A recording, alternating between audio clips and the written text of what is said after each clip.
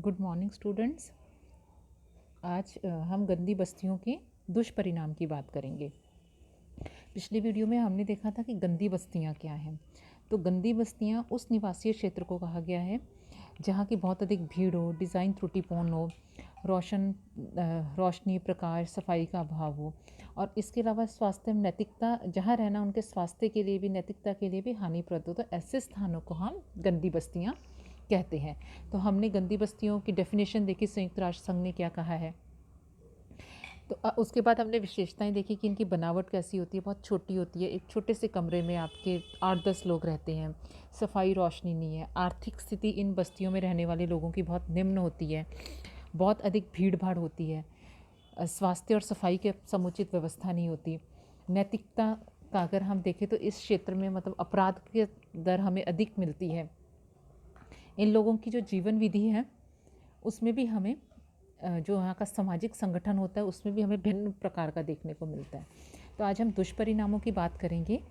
तो भारत में आवास एवं गंदी बस्तियों की गंभीर समस्या है और यह हमारे समाज के लिए एक बहुत बड़ी चुनौती भी है। आवास की दुर्दशा अनेक सामाजिक, आर्थिक, व्यक्तिगत एवं पारिवारिक दोषों को जन्म देती है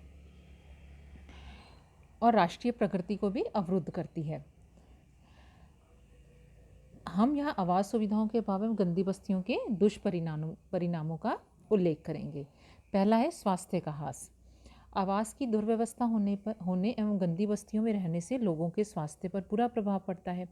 मानव के लिए शुद्ध हवा, जल, रोशनी अति आवश्यक है। इसके अभाव में कई प्रकार की बीमारियां फैलती हैं। वहाँ आपकी सीलन बहुत होगी, आपका जर्म्स रहेंगे और शरीर कमज़ोर हो जाता है। डॉक्टर अमर नारायण अग्रवाल ने अपनी पुस्तक इंडस्ट्रियल हाउसिंग इन इंडिया में लिखा है, मुंबई के आसपास बनी हुई चालें, अहमदाबाद की भूमि के नीचे बने हुए मकानों की कतारें, कानपुर, लखनऊ एवं हावड़ा की आंतरिक बस्तियाँ, जूट मिल के गांव वाले छप्पर, कोयले की खानों के गंदे धोवरे तथा चेन्नई के औद्योगिक कस्बों के गंदे छप्पर सभी तपेदिक और दूसरे श्वास रोगों के घर बन गए हैं। गंदी बस्तियों में मृत्यु दर अन्य स्थानों की बजाय अधिक है।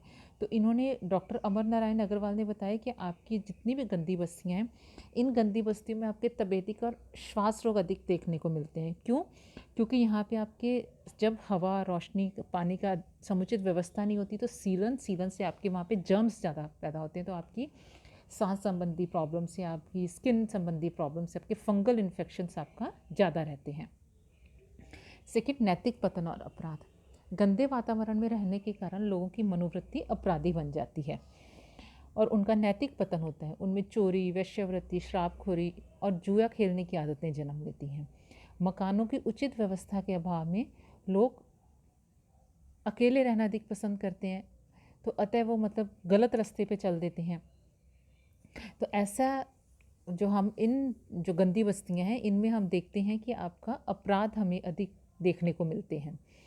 डॉक्टर राधा कमल मुखर्जी ने अपने अध्ययन में बताया कि मिदनापुर से बंगाल के जूट मिलों में काम करने वाली 300 स्त्रियों में से 100 स्त्रियां, अर्थात प्रत्येक 3 में से एक स्त्री वेश्यावृत्ति जैसे कार्यों में संलग्न थी और हुगली में जितने परिवार पैदा हुए उनमें से 4 में से एक स्त्री इस कार्य में संलग्न पाई गई।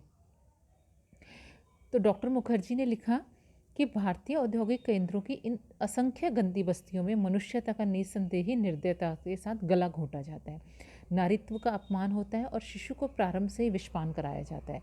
तो उनकी इस जो कथन है इससे स्पष्ट है कि गंदी बस्तियों में अपराध की दर अधिक होती है और किस तरीके से जो बच्चा है वो पैदा होते ही वो अपराध की तरफ अग्रसर हो जाता है। श्रमिकों की कुशलता पर प्रभाव पड़ता है। श्रमिकों की कुशलता के लिए आवश्यक है कि उनका स्वास्थ्य भी अच्छा हो, मकान ऐसे हों जहाँ शुद्ध हवा व रोशनी हो ताकि वे अपनी थकावट दूर कर सकें एवं कार्य करने की क्षमता को पुनः प्राप्त कर सकें। किंतु स्वच्छ एवं पर्याप्त मकानों के अभाव में श्रमिकों की कार्य क्षमता घट जाती है। सेवा योजकों को हानि होती है। पर्याप्त आवास व्यवस्था के अभाव में श्रमिकों की कार्य क्षमता घटती है, उनका स्वास्थ्य गिरता है, उन्हें कई तरह की बीमारियां होती हैं और बीमारी के कारण वो बेड पकड़ लेते हैं और कारखानों में उनकी अनुपस्थिति बढ़ जाती है। आवास संबंधी सुविधा के लिए श्रमिक आंदोलन, तोड़फोड़ एवं हड़तालें करते हैं। इन सभी के परिणाम स्वरूप सेवा योजकों को भी हानि उठानी पड़ती है। सांस्कृतिक स्तर में ह्रास होता है। दयनीय आवास व्यवस्था के कारण लोगों के सांस्कृतिक स्तर में भी गिरावट आ जाती है। वैश्यगमन के कारण लोगों का नैतिक पतन होता है। मुखर्जी ने एक स्थान पर लिखा है कि वैश्यगमन की प्रवृत्ति से स्त्री और पुरुष दोनों को ही चरित्र दूषित हो जाते हैं, स्वास्थ्य खराब हो जाता है और राष्ट्र का सांस्कृतिक स्तर भी गिर जाता है, राष्ट्र को हानि होती है। आवास की दुर्व्यवस्था के कारण श्रमिकों का स्वास्थ्य प्रभावित होता है, इससे उनकी कार्यक्षमता घट जाती है तथा औद्योगिक तनाव एवं संघर्ष पैदा होते हैं। इन सभी का राष्ट्रीय उत्पादन पर विपरीत प्रभाव पड़ता है। सरकार को समाज कल्याण एवं श्रम कल्याण के लिए अधिक पैसा खर्च करना पड़ता है। व्यक्तिक विघटन। आवास की दुर्व्यवस्था व्यक्ति के जीवन को विघटित कर देती है। वह असामान्य जीवन व्यतीत करने लगता है, शराब एवं मादक वस्तुओं का प्रयोग करने लगता है, जुआ खेलने, वैश्यगमन करने एवं अपराधी प्रवृत्तियों में लगे रहने से व्यक्ति की सामाजिक प्रतिष्ठा भी गिर जाती है। गंदी बस्तियों में रहने वाले लोग मानसिक चिंता, बेचैनी, ऊब एवं निराशा के शिकार हो जाते हैं। पारिवारिक विघटन हमें देखने को मिलता है इन गंदी बस्तियों में रहने वाले लोगों में। तो इनका जो व्यक्तिक विघटन है वो पारिवारिक विघटन को जन्म देता है। व्यक्ति का परिवार के प्रति लगाव समाप्त होता है, परिवार में असमंजस्य बढ़ता है, व्यक्ति की परिवार में उपेक्षा होने लगती है और वो स्वयं भी परिवार की उपेक्षा करने लगता है। नगरों में निवास की उचित व्यवस्था न होने पर व्यक्ति स्त्री तथा बच्चों को गांव में छोड़ आता है। काम से लौटने पर उसे पारिवारिक मनोरंजन और शांति की आवश्यकता होती है। जब ऐसा उसे नहीं मिल पाता तो वह कई गलत रास्तों का सहारा लेता है। तो ऐसे में हमें पारिवारिक विघटन की जो समस्या है समाज में वो देखने को मिलती है। आत्महत्या है, पृथक्करण और तलाक की स्थिति पैदा होती है। इसके अलावा सामुदायिक विघटन। बिगड़ी हुई आवास व्यवस्था से उत्पन्न व्यक्तिक एवं पारिवारिक विघटन सामाजिक एवं सामुदायिक विघटन को जन्म देते हैं। व्यक्ति व परिवार की हानि से अंततः समाज की हानि होती है। आय में कमी। आवास की बुरी व्यवस्था व्यक्ति की कार्यक्षमता घटाती है, जिससे फलस्वरूप व्यक्ति की आय कम हो जाती है और वह गरीबी की स्थिति से छुटकारा पाने में असमर्थ होता है। निम्न जीवन स्तर है। गंदी बस्ती में रहने वाले व्यक्तियों की कार्यक्षमता कम होती है, जिसका प्रभाव उनकी आय पर पड़ता है और कम आय होने पर उच्च जीवन स्तर व्यतीत करना संभव नहीं हो पाता। यहाँ तक कि लोग अपनी आवश्यकताओं को भी जुटाने में असमर्थ होते हैं। अब हमने गंदी बस्तियों का जो दुष्परिणाम थे वो देखे कि स्वास्थ्य का आयास है, व्यक्तिक विघटन है, सामाजिक विघटन है, इससे राष्ट्र को हानि होती है। सांस्कृतिक स्तर में हमें ह्रास देखने को मिलता है, श्रमिकों की कार्यकुशलता पर बहुत ज़्यादा प्रभाव पड़ता है। अपराध, हमें गंदी बस्तियों में जो अपराध का दर है वो ज़्यादा बढ़ी हुई होती है। सामुदायिक विघटन देखने को मिलता है, आय में कमी होती है, यहाँ रहने वाले लोगों का निम्न जीवन स्तर होता है। तो इन आवास एवं गंदी बस्तियों की समस्या को हल करने के लिए सरकार द्वारा समय समय पर अनेक प्रयास किए गए। केंद्र सरकार द्वारा, नगर पालिकाओं द्वारा अनेक प्रयास किए जाते हैं।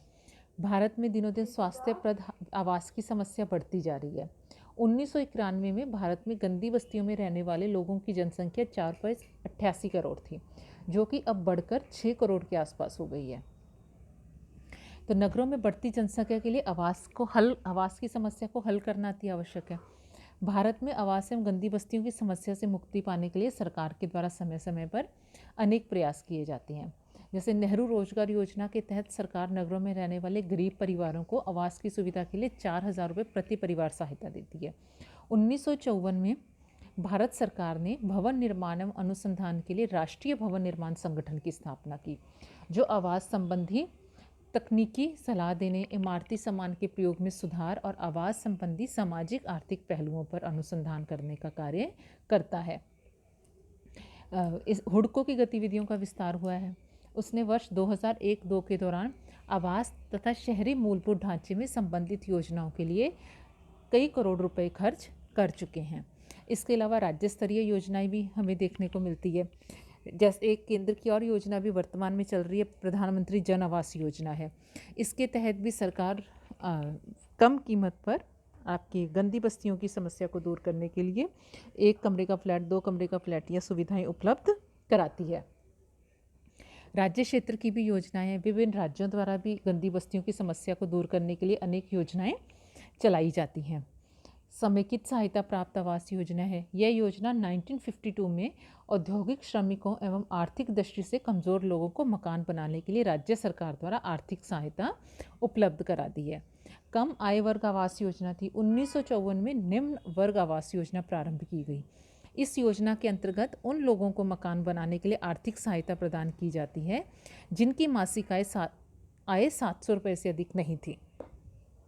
मध्यम आय वर्ग योजना थी। इसके अतिरिक्त ग्रामीण आवास योजना है, किराया आवास योजना है, भूमि अधिग्रहण एवं विकास योजना है, शहरी भूमि का समाजीकरण योजना है, गंदी बस्तियों के पर्यावरण का सुधार। यह योजना 1972 में प्रारंभ की गई। इस कार्यक्रम के अंतर्गत गंदी बस्तियों में पीने के पानी, जल, मल निकास, शौचालय बनाने, रोशनी का प्रबंध और गलियों को चौड़ा और पक्का करने के लिए राज्य सरकार को वित्तीय सहायता दी जाती है। फुटपाथ पर रहने वालों के लिए कार्य योजना। शहरी विकास मंत्रालय ने महानगरों में फुटपाथ पर रहने वाले लोगों के लिए भी आवास योजना बनाई है।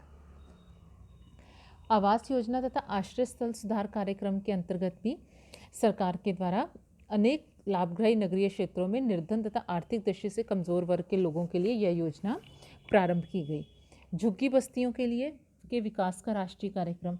यह कार्यक्रम 1996 में कानपुर में शुरू हुआ। इस कार्यक्रम के अंतर्गत शहरी झुग्गी झोंपड़ी बस्तियों के विकास के लिए राज्य तथा केंद्र शासित प्रदेशों को अतिरिक्त सहायता दी जाती है।